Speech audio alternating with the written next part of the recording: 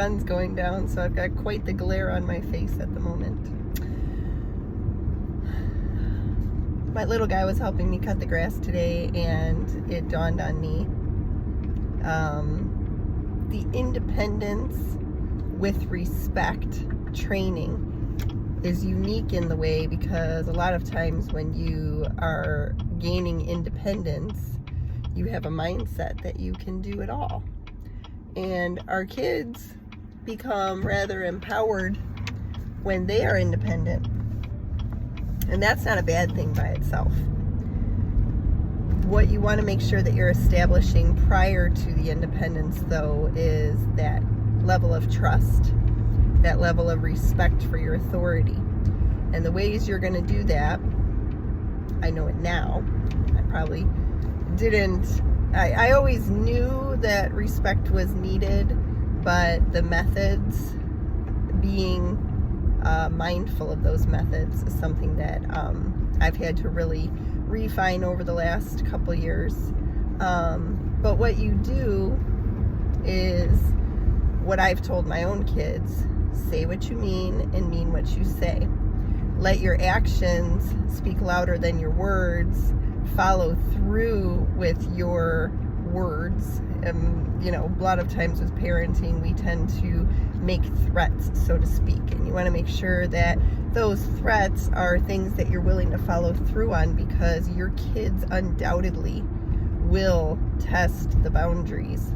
And if you're giving them threats that you're not going to follow through on, they're going to quickly realize that you aren't serious when you're talking, and that's not a good place for respect to be born and grown. And so it was interesting, because like I said, I was just cutting the lawn with my 7-year-old, and he steers for me while I press the pedal to make it go. And he loves to help. He's been helping.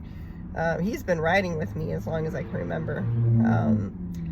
So allowing him to get more familiar with the steering process has obviously grown his independence, but he knows that when mom says that it's time for her to steer, he better listen. Otherwise the game is over, right? So that's all I had today. It was just a quick little insight on, that I thought that I would come here and talk about.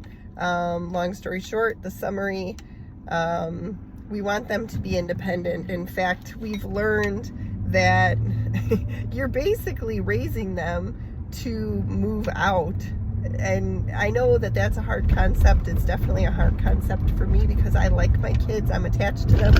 I don't want to think about them moving out. I don't want to think about them. I know many families whose kids grow up and move out of state or out of the country, and there's just a lot of distance between a lot of parents and their kids, and relationship-wise versus physical geography-wise are two different things. So you always want to be building that relationship with them, knowing though that the ultimate goal is for them to leave your home. And so you're growing the independence, which is very prevalent in today's world.